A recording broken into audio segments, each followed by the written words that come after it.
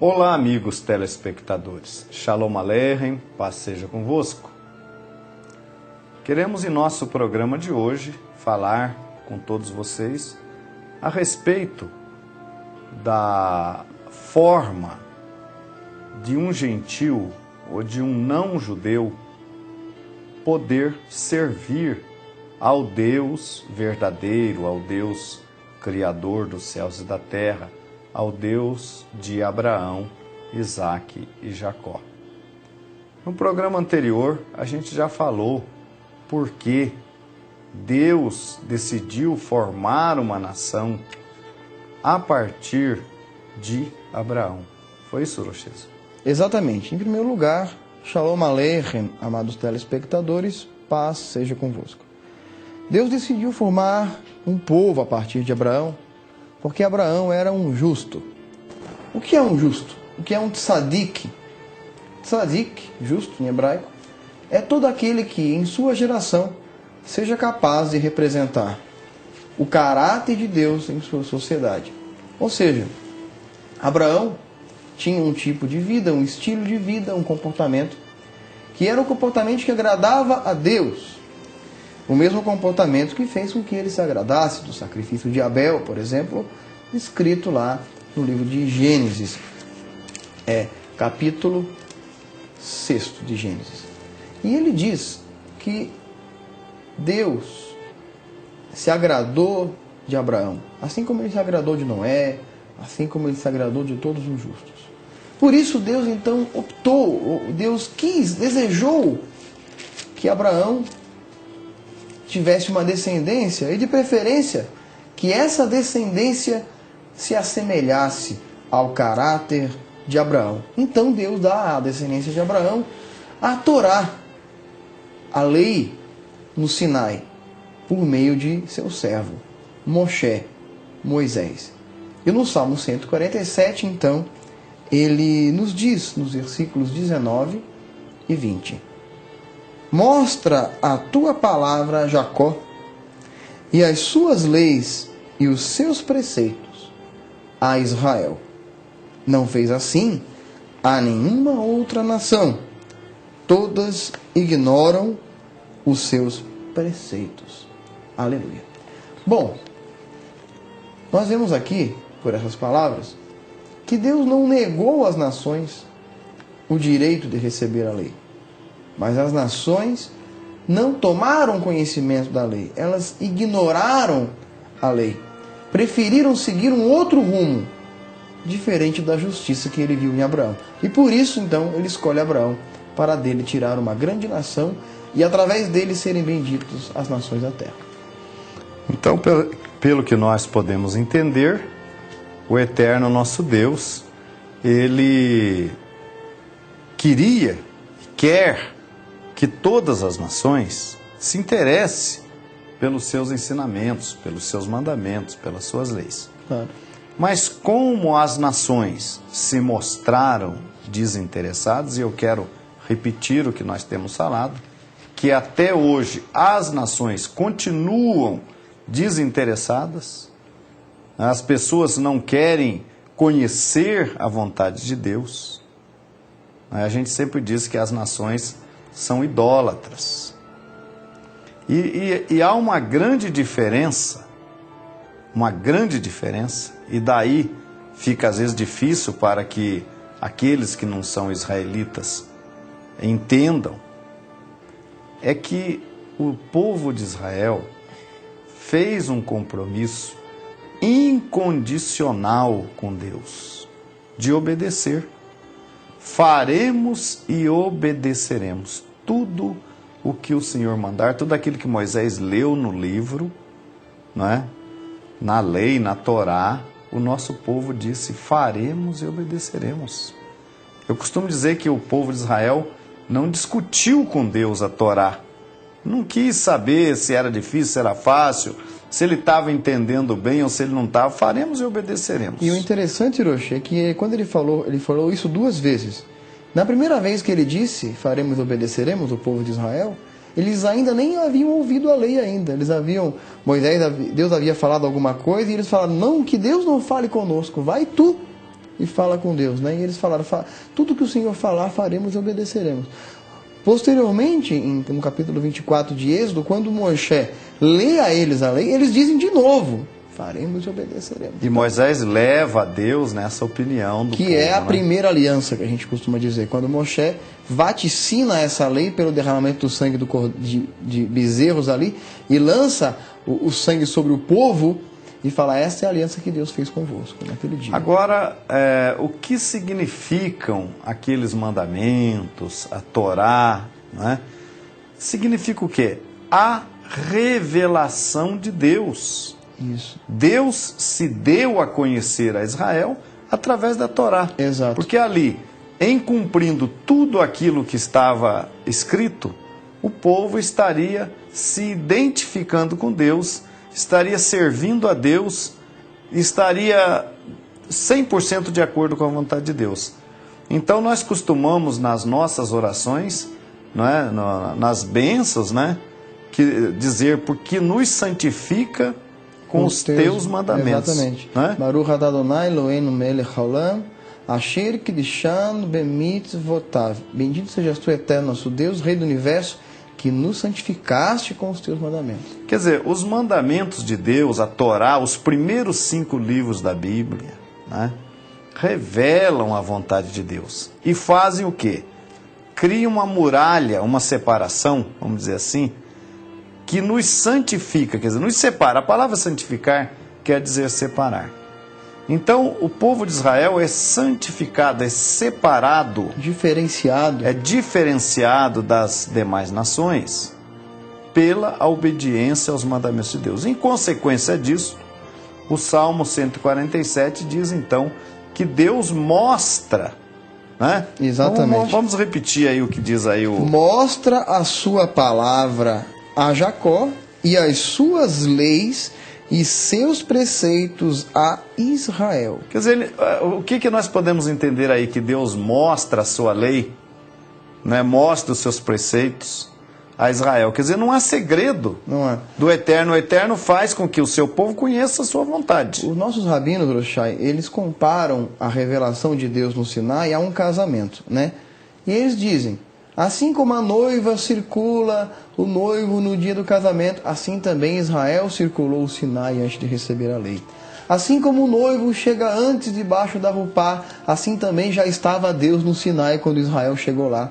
Assim como a noiva é conduzida com velas pela mãe e pela avó, assim também Israel tinha tochas acesas. Então foi realmente um contrato de casamento.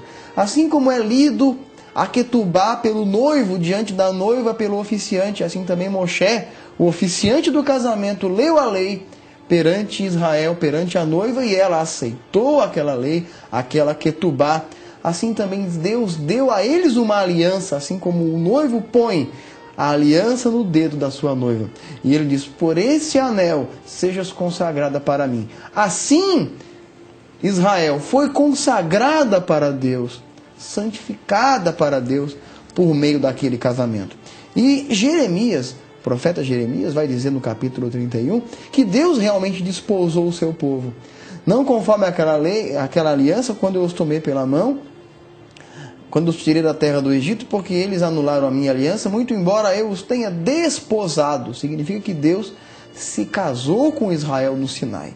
Agora, há muitos aí, Roshai, que tem aquela tal da teoria da substituição, né? Que acreditam que Israel foi substituída pela suposta igreja, que na cabeça deles é diferente de Israel, né? Como se Deus tivesse se divorciado de Israel e tomado uma outra esposa. E Deus deixa claro que isso nunca vai acontecer, apenas no dia em que o sol deixar de cumprir o seu papel e a lua e as estrelas deixarem de cumprir o seu papel. Porque assim como no casamento tinha 2 testemunhas, assim também Deus fala que tomou o céu e a terra por testemunha naquele dia. Então quer dizer que o Eterno, ele não deu às outras nações essas coisas, não as fez conhecer suas leis, seus juízos, seus estatutos, porque elas ignoraram. Elas não quiseram saber. Elas tiveram a oportunidade, como tem até o dia de hoje, mas não querem saber. Então é da natureza do gentil, por exemplo, é da natureza dele, do não israelita, ele ter opiniões próprias a respeito de Deus, de ensinamento, de mandamento.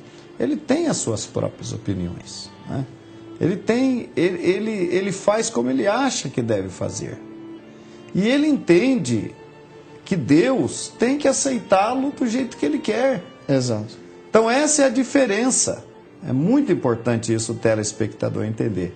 Que o gentil, ele não se rende a Deus como se rendeu o nosso povo de Israel ali, no momento em que Deus celebra a sua aliança com ele, né? Exato. E aí o que acontece? Tendo isso esclarecido, aí vem uma outra pergunta que a gente também já comentou, mas vai comentar ainda, porque muitas pessoas, eu não sei se as pessoas não prestam atenção no que a gente fala, não prestam atenção e por isso não entende, claro. Mas muitas pessoas falam, vocês estão dizendo que é só o povo de Israel, que eu como gentil não posso me salvar. Eu estou descartado de Deus. Ninguém falou isso. Nós nunca dissemos isso. Nunca dissemos isso. Pelo contrário, nós estamos colocando para o nosso telespectador o caminho, como ele pode ser aceito por Deus. Não haveria por quê? Oxai, nós fazemos um programa com essa audiência, com esse porte, que se fosse apenas para atingir o povo de Israel, nós estamos aqui justamente pregando para os gentios, não é verdade? Exatamente. Então o que acontece? Nós temos passagens, tanto no Tanar, nas escrituras hebraicas, como nos escritos da Brit Hadashah, que falam, são claras, que Deus não faz acepção de pessoas, não é? Então a gente pode ver, por exemplo, aí em Atos capítulo 10, quando Kefa, Pedro, apóstolo Pedro, ele vai atender a um chamado de um gentil, mas não sem antes ter sido orientado por Deus, orientado por Ruach HaKodesh, pelo Espírito Santo. Ele faz essa confissão lá, é 10:28 de Exatamente. Atos. Quando ele fala lá com Cornélio, que era um varão gentil, veja bem o que ele disse. Capítulo 10, verso 28 de Atos dos Apóstolos nos diz: a quem se dirigiu dizendo, vós bem sabeis que é proibido a um judeu ajuntar-se ou mesmo aproximar-se de alguém de outra raça, mas Deus me demonstrou que a nenhum homem considerasse comum ou imundo. Isso ele se referia à visão que Deus havia dado a ele dos animais no lençol, toda a sorte de animais imundos, e que muitas pessoas utilizam para considerar que ali Deus vaticinou a comida imunda, ou comer animais de tudo quanto é tipo. Agora ali fala que toda a raça de répteis, né? Esse pessoal que acha que pode comer qualquer coisa, deveria achar também que pode comer lagartixa, barata, aranha, que estava tudo ali naquele demonstrado ali, né? Agora, esse sinal que Deus deu a Keifa, a Rachalia, era apenas para que ele entendesse que Deus tinha por objetivo trazer aqueles que antes eram considerados comuns e imundos para dentro do seu povo representado naquele lençol. E que esse justo Cornélio achou graça diante de Deus, porque primeiro, dava bom testemunho para toda a casa de Israel. De contínuo orava a Deus, fazia de sedacá, dava esmolas, e era um homem que buscava ao Senhor. Então Deus lhe deu a porta. Qual que era a porta? A porta era Yeshua, a crença na nova aliança, e essa porta levava aonde? Levava para dentro do povo de Israel. E por consequência, levava a herança do pai Abraão. Eu acho interessante que os escritos da Brit Hadashah é que tem muita coisa que só pela misericórdia do Eterno mesmo, mas que servem de luz para as pessoas. Você veja, nós estamos falando aqui em Atos capítulo 10 da era já da congregação de Yeshua. Sim. Já estava formada a congregação de Yeshua, né?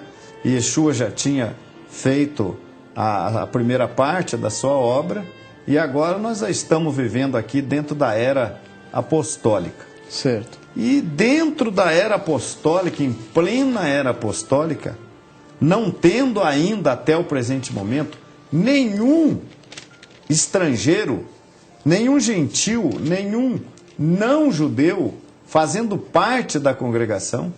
Isso é bom que o telespectador saiba, que veio Yohanan, João Batista, pregando ali, formando ali discípulos que creram em Yeshua como Cordeiro de Deus, que tirava o pecado do mundo, como seu Messias.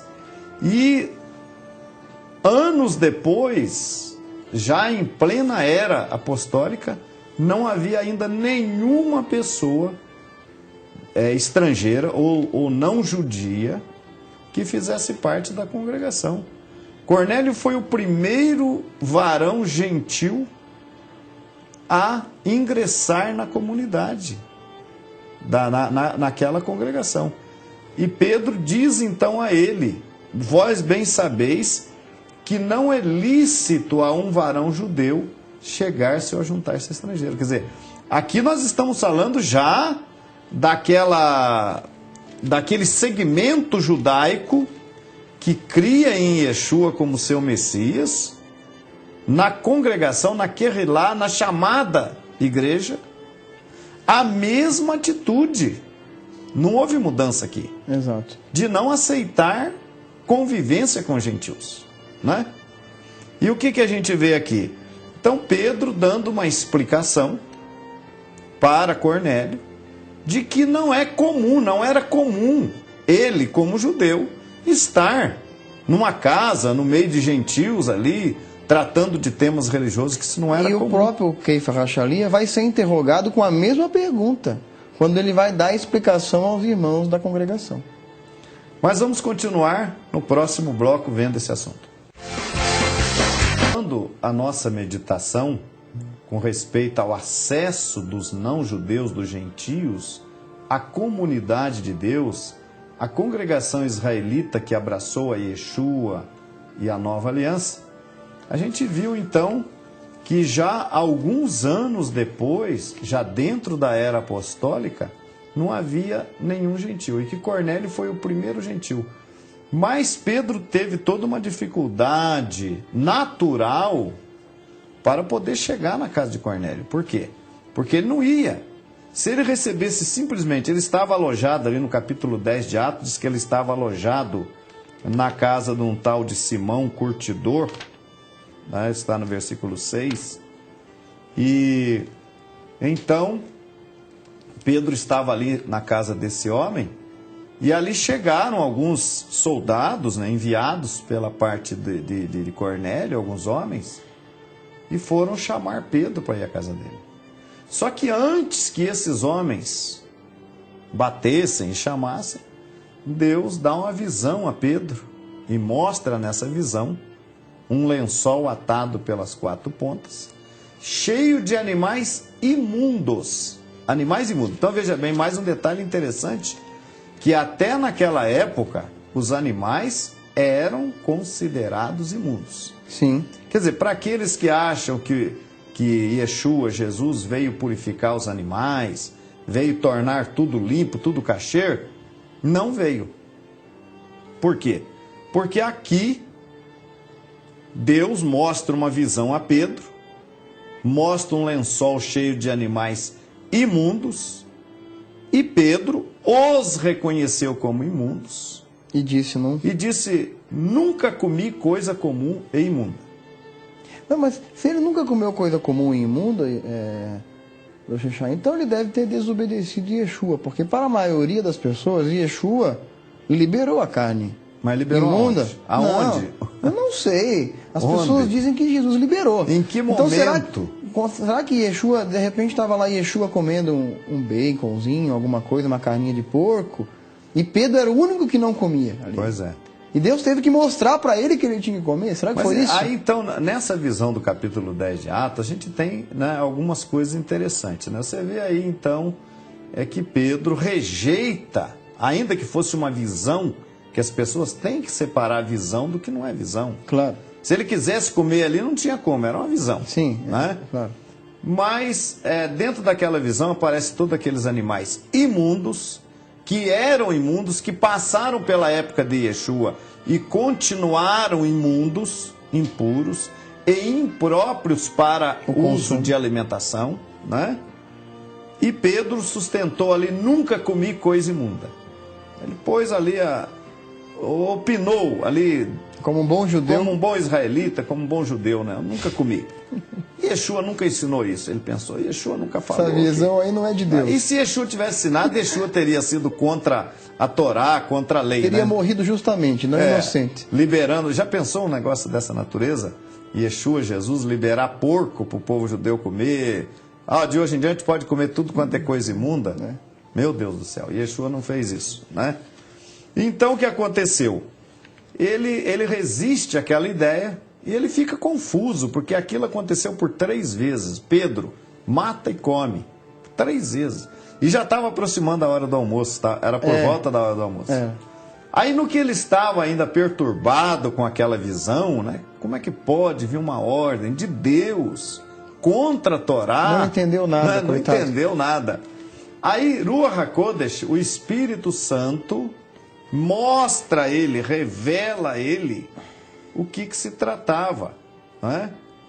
Nós temos aqui na continuidade, no versículo 19, pensando Pedro naquela visão, disse-lhe o Espírito, eis que 3 varões te buscam, levanta-te, pois, e desce, e vai com eles, não duvidando, porque eu os enviei.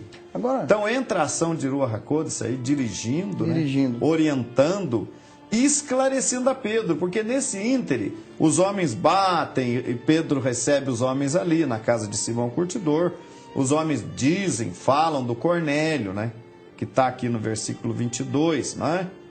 E disseram, Cornélio, o centurião, varão justo e temente a Deus, e que tem bom testemunho de toda a nação dos judeus, foi avisado por um santo anjo para que te chamasse à sua casa e ouvisse as suas palavras. Eu acho que aqui, Rocheza, Pedro começa a entender, peraí, mas Cornélio, centurião romano, gentil, mas eu não me comunico com gentil, goi. Eu não posso me ajuntar com goim, com goi. Agora, nós tem uma coisa interessante aqui que me chamou a atenção enquanto o senhor falava, e eu li aqui Atos 10 ainda, capítulo 32, ele não era um gentil qualquer, não era um goi qualquer. Em primeiro lugar, ele era humilde, ele sabia que ele deveria obedecer àquela voz. Diz assim, ele falando, comentando com Pedro, quando Pedro chega na casa dele, ele diz, manda pois chamar alguém, contando o que havia acontecido com ele, né? Manda pois chamar alguém a Jope, a chamar Simão, por sobrenome Pedro, acha-se este hospedado em casa de Simão Curtidor à beira-mar. Portanto, sem demora, mandei chamar-te, e fizeste bem em vir. Agora, pois, estamos todos aqui, na presença de Deus, prontos para ouvir tudo o que foi ordenado da parte do Senhor. Quer dizer, o que Cornélio falou aqui, Rocha, foi exatamente o que o povo de Israel falou na beira do Sinai. O que o Senhor disser, nós faremos e obedeceremos. Mas você encontra aqui no versículo 6, né, que diz assim, ele te dirá o que deve fazer. Quer dizer que Pedro ia dizer ao gentil Cornélio o que ele tinha que fazer. Exato. Né? Ele estava pronto. Aí eu fiz questão de enfocar essa passagem aqui pelo seguinte, porque aqui se trata de um gentil, né? E ele teve acesso a Deus. A gente nunca falou no programa aqui que o gentil não tem acesso. Não, ele tem. Ele tem acesso a Deus, mas primeiramente ele tem que desejar. Exato. Como Cornélio. Como Cornélio. Cornélio não está impôs pronto condições. para ouvir tudo o que for para fazer. Claro que Pedro ali diria posteriormente que ele deveria passar pela Tevilá. Mas além disso, ele deveria estar pronto para cumprir todos os preceitos da Torá que viria posteriormente ao fato de ele se tornar um israelita na nova aliança. A gente vai notar o quê? Que todos os gentios que se chegavam a Deus, né? Porque isso é claro, isso a gente tem que ter em mente. Deus mandar gentio formar uma comunidade gentílica para servi-lo, isso nunca aconteceu. Nem na primeira aliança e nem na nova aliança. Deus nunca mandou formar uma outra comunidade só de gentios, gentílica, para o servir. Ele sempre fez o quê? O gentil quer me servir? Quer. Venha para o meu povo. Una-se ao meu povo. A gente vê isso, por exemplo, lá no Egito, quando na primeira celebração da primeiro Pêssar, né? Que o estrangeiro que quisesse tinha que se unir ao povo de Israel e estaria sujeito à mesma lei, ao mesmo mandamento que qualquer israelita estava. Exato. Daí sim, daí ele podia participar de Pêssar, daí ele podia participar de qualquer serviço religioso. Exatamente. Então Deus nunca mandou o gentil formar um outro grupo em separado para servi-lo. Ele sempre pegou o gentil e trouxe para dentro da comunidade. Exato. E a gente fala muito, comenta muito a respeito da ex-gentia Ruth, que era de Moabe, né?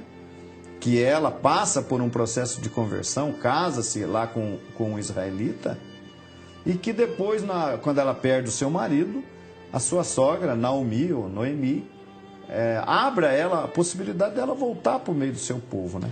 E Pedro, Rocha, ele continua dizendo uma coisa interessante, ainda falando com Cornélio, no versículo 34. Então falou Pedro dizendo: reconheço por verdade que Deus não faz acepção de pessoas. Pelo contrário, em qualquer nação, aquele que o teme e faz o que é justo, lhe é aceitável. Ou seja, todo aquele que faz o que é justo, todo aquele que está proposto em cumprir a Torá, em obedecer a Deus e fazer das palavras do seu povo Israel na beira do Sinai suas próprias palavras, Deus então lhe aceitará, como aceitou o justo Cornélio, desde que ele seja disposto, claro, a passar por todos os trâmites que Deus colocou para que isso ocorresse na nova aliança. Nós sabemos que em Yeshua, todo aquele que a Deus se achega se torna aceitável, porque o sacrifício de Yeshua, ele é um sacrifício propiciatório. Entre tantos significados dessa palavra, aí está nos tornar propícios. Nós somos impropícios diante de Deus, porque nós somos pecadores, porque nós trazemos sobre nós aquela carga de culpa trazida desde Adão. Mas através de Yeshua, hoje nós podemos nos tornarmos propícios diante de Deus, e segundo fala a carta aos Hebreus, nos achegarmos a Ele, entrarmos diante dEle com ousadia, tendo sobre nós o derramar do sangue do Cordeiro. Agora, uma vez batizados em nome dEle, nos méritos desse Mashiach, assim como Cornélio, somos considerados então filhos de Deus. Uma vez filhos de Deus, descendentes de Abraão, conforme a promessa, e uma vez descendentes de Abraão, herdeiros de todas as promessas de Deus, da herança.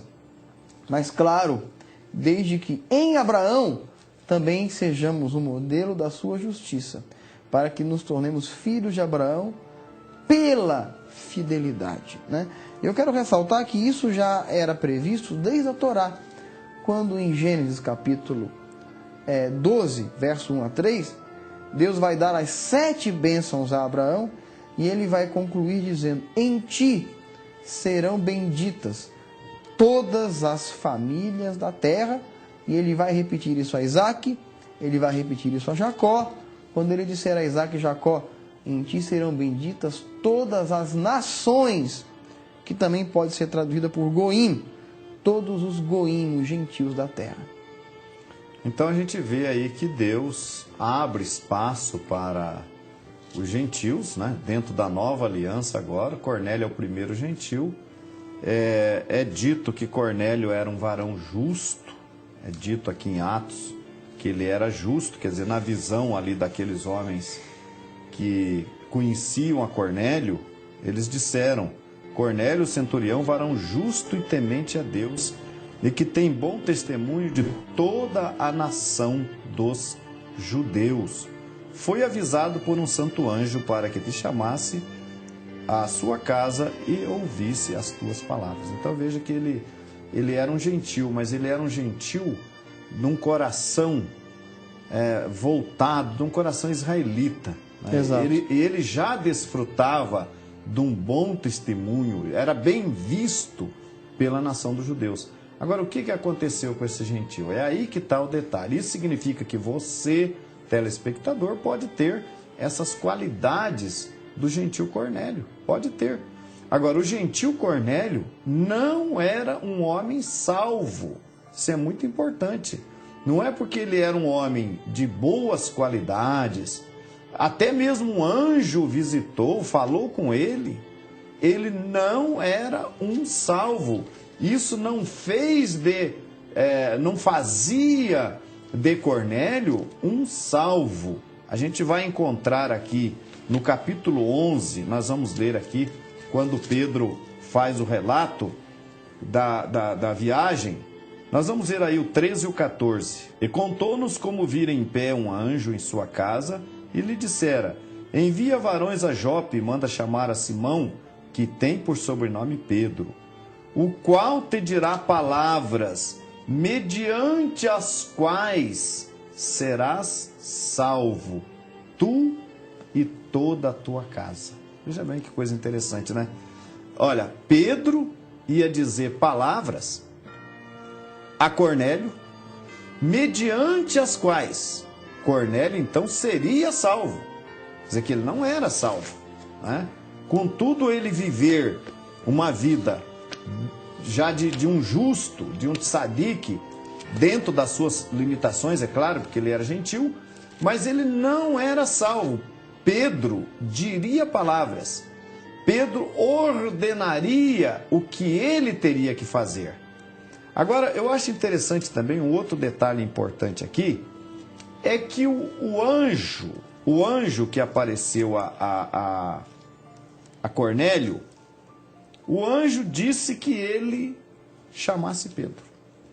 Quer dizer, por que o anjo não falou assim para ele: olha, eu vou te dar um ministério, Cornélio, eu vou te ungir, eu vou te separar, e você vai ser o nosso representante, o representante da nova aliança na comunidade gentílica, não é? O anjo realizado todo o serviço ali necessário. No entanto, o que aconteceu? O anjo mandou que ele chamasse Pedro. Chama Pedro. Olha, o caminho é esse para você, gentil. Chama Pedro.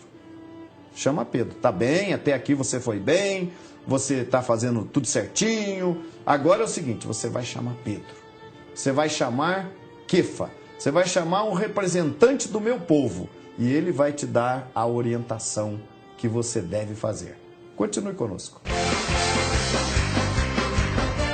Nós vimos então no bloco anterior que um anjo de Deus fala com o gentil Cornélio, provando que os gentios que desejam servi-lo de coração, que desejam se sujeitar a Deus, têm sim uma porta aberta na comunidade israelita da Nova Aliança. A gente até quer esclarecer aqui que nós somos a congregação israelita da Nova Aliança.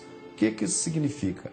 Que somos uma comunidade formada de judeus, descendentes de judeus, que creem em Yeshua como o seu Mashiach, o seu Messias, que abraçam a nova aliança, e também de gentios, que se convertem ao verdadeiro Deus. Nós não estamos fazendo conversão de gentios ao judaísmo, não. É formada de gentios que se convertem ao Deus de Israel e que se unem ao povo de Israel da nova aliança através de Yeshua. Então a gente vê aqui, nesse caso, nessa passagem, que o anjo encaminha Cornélio, diz a ele que ele deveria chamar Pedro, mandar chamar Pedro. Agora tem mais um detalhe interessante aqui. A gente vai ver então o caminho que Pedro orienta a Cornélio agora, na sequência, né? Mas tem um detalhe interessante aqui, é que o anjo, Rocheza, não poderia ter dito para Cornélio, Cornélio, monta aí uma caravana e vai atrás de Pedro. Pega aí uma caravana bem organizada, você é um centurião, vai a Jerusalém, vai lá, se apresenta lá a comunidade que crê em Yeshua, israelita que crê em Yeshua, está lá em Jerusalém, você chega lá com a sua caravana. O que será que teria acontecido, hein? Se Cornélio, porque o anjo não mandou fazer isso, sim, mas suponhamos que Cornélio tivesse tido essa ousadia. Sabe o que eu me lembro? Quando Naamã, general sírio, foi com a caravana dele procurar Eliseu. Sim. Você lembra? Lembro. E o que aconteceu? Ele mandou que se banhasse 7 vezes no Rio Jordão. Ele mandou nem o recebeu. Que o servo dele fosse atender o general. O general ficou muito valente, porque, puxa, eu nem recebido fui pelo profeta, né? Ele não teve essa humildade, né? Claro. Claro que depois ele teve a humildade de, pelo menos, se banhar na água e foi purificado. Mas você vê que, então, Cornélio, cumprindo a ordem do anjo, mandou emissários até Pedro. Pedro veio, então Pedro começa esse discurso que a gente já está dentro dele, né? Sim. Dizendo a ele que não era lícito, né, a um varão judeu ter aquele contato com gentios, mas que Deus havia lhe revelado, através da visão dos animais imundos, que os gentios, que fossem humildes, que fossem como Cornélio, que fossem, aqui diz que lhe fossem agradáveis, você já leu, mas que lhe é agradável aquele que em qualquer nação o teme e faz o que é justo. Sim. Que pessoas dessa natureza entre os gentios, então, quer dizer, existe uma teriam índole, espaço. Quer dizer, existe uma índole digamos, uma índole que seja pré-necessária. Quer dizer, a pessoa tem que ter pré-requisitos. Quer dizer que esse gentil aí petulante, que acha que conhece, que sabe, que Deus já falou com ele, que Deus já mostrou para ele, mas que ele tem as opiniões dele, não se enquadra aqui. Não se enquadra. Inclusive, no nosso kit de conversão, nós temos lá os 7 pré-requisitos para que alguém faça parte da congregação israelita, e está escrito lá que alguém esteja já a intenção de cumprir os mandamentos, que ela tenha a consciência de que ao entrar, ela deverá respeitar esses mandamentos. Ou seja, existe sim um pré-requisito, o requisito de querer obedecer ao Senhor. Não vindo aquela prepotência daquele general sírio, né? Achando que vai poder comprar alguma coisa de Deus, ou que Deus tem algum interesse, né? Não, Deus na proposta dele, na sua proposta. A misericórdia de Deus, diz as Escrituras, é o motivo de nós não sermos consumidos. Agora, uma pergunta, Rosh Hashanah, que me fica muito martelando na minha cabeça é o seguinte: se Cornélio, que era um gentil romano, que sabia a dificuldade dos gentios, que sabia como era ser gentil e como era não ser aceito do povo, não seria ele a pessoa mais indicada, numa primeira análise, a levar essa palavra para os gentios? E, no entanto, nós vemos que Deus vai escolher alguém que não é Cornélio para fazer isso. No capítulo 9, verso 15 de Atos, nós vemos ele falando do apóstolo Paulo, né? E dizendo o seguinte: mas o Senhor lhe disse, vai, porque este é para mim um instrumento escolhido para levar o meu nome perante os gentios e reis, bem como perante os filhos de Israel.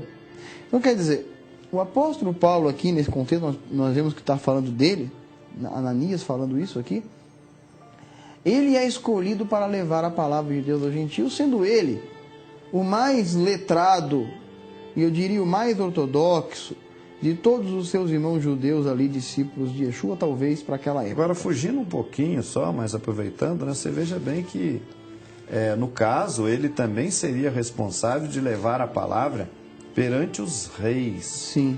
Daí também tem uma razão por que Deus chamou Shaul HaShaliach, né? Sim. E não os demais apóstolos. Porque era ele uma pessoa letrado, que tinha trânsito no meio de autoridades e que seria a pessoa indicada, né? Exato. Agora, eu fico pensando assim, Deus nunca quis que o gentil se nivelasse por baixo.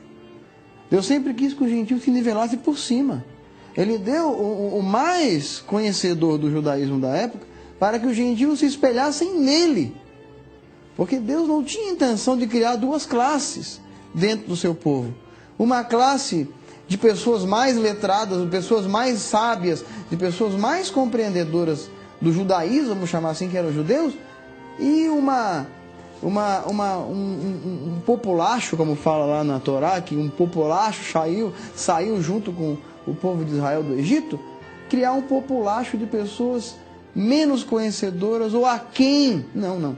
Ele queria que ele chegasse na mesma estatura dos demais. Né? Igualdade. Agora você veja, você falou aí no caso de Shaul Rachali sendo chamado, né? E você falou também dessa questão de segunda classe, porque muitas vezes a pessoa vai participar de uma comunidade aí, mas ele vai ser lá, não, você continua aqui, você vai continuar gentil, você não precisa guardar o Shabat, você não precisa celebrar as festas, porque você não é judeu. Então o que ele está fazendo na comunidade? Não é verdade? Então não, há uma condição de igualdade. Cornélio foi convidado, não é, para vir conhecer e para vir fazer parte do povo. Cornélio ingressou no meio do povo, ele não formou uma comunidade separada, ele se tornou um israelita. E a gente vê isso, por exemplo, no livro de Gálatas, na carta aos Gálatas 3, versículo 28 e 29, que diz o seguinte: nisto não há judeu nem grego, não há servo nem livre, não há macho nem fêmea, porque todos vós sois um em Yeshua HaMashiach, em Cristo Jesus. E se sois do Mashiach, então sois descendência de Abraão e herdeiros conforme a promessa. Quer dizer que o gentil Cornélio, ao crer através do Mashiach, que ali Pedro lhe fala do Mashiach, de passar pela Tevilá no nome de Yeshua, no nome do Mashiach, ele se tornou também uma descendência de Abraão. Então aí está a explicação. O gentil tem sim o amor de Deus voltado para ele, desde que ele não imponha condições, ele venha como veio Cornélio, né? Humilde, reconhecendo que ele não é povo. E a gente vai ver isso em Efésios, né? Que antes não era um povo, né? Também na carta de Pedro, ele fala, vós que antes não erais povo, agora sois povo. Então a condição do gentil é ele ser enxertado, inserido dentro da comunidade israelita, tornando-se, portanto, um israelita. Ele deixa de ser estrangeiro. Então, o gentil Cornélio, mais os seus amigos que ali estavam, deixaram de ser gentios a partir do momento que eles foram admitidos dentro daquela comunidade, da comunidade israelita. Então, o gentil, continuar do lado de fora, formar uma comunidade gentílica, ter um líder gentílico, isso nunca foi permitido. Agora, aqueles gentios que ingressaram na comunidade, eles tiveram a mesma oportunidade, porque aí, veja bem, o texto é claro, não há judeu nem grego, servo nem livre, dentro da comunidade. Então, ele teria o espaço, mas dentro da comunidade, e não fora. Porque esse era o papel do Mashiach quando ele viesse. Isaías já havia profetizado isso no capítulo 42 do seu livro, quando diz: eis aqui o meu servo, a quem sustenho, e o meu escolhido, em quem a minha alma se compraz. Pus sobre ele o meu espírito, ele promulgará o direito aos gentios. Em outro texto, é dito também que ele seria luz para os povos, luz para os gentios, né? Em Efésios, capítulo 2, verso 3, ele nos diz: entre os quais também todos nós andamos outrora, segundo as inclinações da nossa carne, fazendo a vontade da carne e dos pensamentos, e éramos por natureza filhos da ira, como também os demais. E no verso 12, ele diz ainda: naquele tempo estáveis sem Cristo, separados da comunidade de Israel e estranhos às alianças da promessa, não tendo esperança e sem Deus no mundo. Mas agora, em Cristo Jesus, vós, que antes estáveis longe, fostes aproximados E o pelo sangue de Cristo. versículo 19 aí fala, eu gostaria até que você lesse o começo do versículo 19. Assim, já não sois estrangeiros e peregrinos, mas concidadãos dos santos, e sois da família de Deus. Quer dizer que o gentil deixa de ser gentil. Deixa. Ele não é mais estrangeiro. Ele é parte do povo. Então é isso que tem que ficar claro para o nosso telespectador, né? Que você se torna, pela fé, pelo conhecimento, através da tevilada, desse processo de admissão, você se torna também um israelita. Você não é mais gentil. Então o nosso tempo não é suficiente para a gente, num programa, explicar isso, mas ao longo dos programas nós vamos, então, definir para você que houve, sim, no quarto século, uma apostasia, um abandono da fé judaica, mas que o plano do Eterno era que o seu povo sempre fosse um só, e que os gentios que quisessem unir-se a ele, se unissem também ao seu povo. E a gente vê aqui, por exemplo, o que aconteceu com Cornélio, voltando aqui na meditação de Cornélio, né? Que Kefa, Pedro, no capítulo 10 de Atos, ele dirige ali a palavra, ele fala também de Yeshua, da nova aliança com Cornélio, né? E no final, o que aconteceu? No versículo 44 de Atos 10. E, dizendo Pedro ainda estas palavras, caiu o Espírito Santo sobre todos que ouviam a palavra. Pedro estava dirigindo a palavra a eles e Ruach HaKodesh foi derramado sobre eles de maneira excepcional, claro. Porque sempre era depois da tevilá, do batismo da água. A gente sabe que o batismo com o Espírito Santo, que muitos se ensinam erroneamente, trata-se do Espírito Santo entrando na pessoa por meio da imposição de mãos, para que ele se torne um guardador, em primeiro lugar, dos mandamentos, um profeta de Deus, anunciador das verdades, daquele que nos trouxe das trevas para a sua maravilhosa luz, para que produzamos fruto do Espírito, que está registrado pelo apóstolo Paulo, e também, de acordo com a vontade de Deus, que produzamos os dons que vão auxiliar no crescimento do corpo. Agora, no caso aqui, o derramamento de Ruach HaKodesh aqui foi um sinal para... Porque Pedro, ele não foi sozinho ali, ele levou 6 irmãos com ele. Então, quando o Espírito Santo caiu sobre os gentios, diz assim, e os fiéis que eram da circuncisão, todos quanto tinham vindo com Pedro, maravilharam-se de que o dom do Espírito Santo se derramasse também sobre os gentios, porque os ouviam falar línguas e magnificar a Deus. Respondeu então Pedro, pode alguém porventura recusar a água, para que não sejam batizados estes, que também receberam como nós o Espírito Santo? Então você veja que o derramamento do Espírito Santo ali serviu de um sinal verde para que os companheiros de Pedro, que eram israelitas, que eram judeus, liberassem o batismo para Cornélio.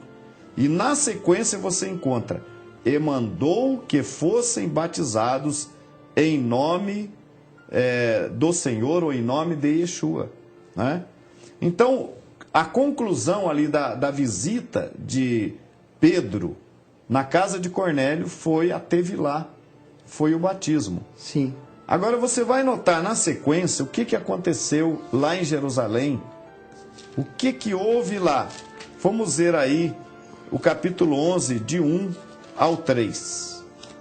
Chegou ao conhecimento dos apóstolos e dos irmãos que estavam na Judéia, que também os gentios haviam recebido a palavra de Deus.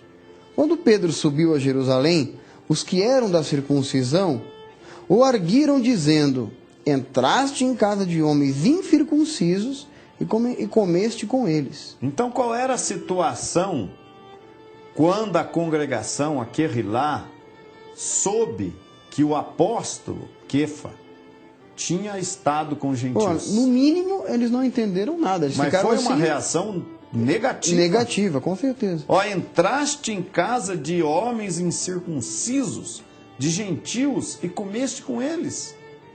Então aquilo criou um desconforto total na congregação. Até ali, nenhum gentio havia entrado. Então aí Pedro começa a fazer a explicação, falar da visão, que Deus estava purificando os gentios que criam. E animal imundo continuou imundo. Sim, claro. Aquilo foi só um exemplo. Claro. Se os animais imundos, tivessem sido purificados por Yeshua, Jesus, Deus tinha que usar outra coisa ali para simbolizar os gentios. Não podia usar, porque aqueles já eram puros, né? Sim, claro. Então usou imundo porque era imundo mesmo. Os animais imundos continuavam imundos. Pedro faz ali uma exposição, fala da visita dos varões que o levaram até lá, até Cornélio. E então explica que no fim de tudo, você está aqui no capítulo 11, né? Que no final aqui vem então a liberação para batizar os gentios. E aí o que aconteceu? Vamos ver o verso 18 aí.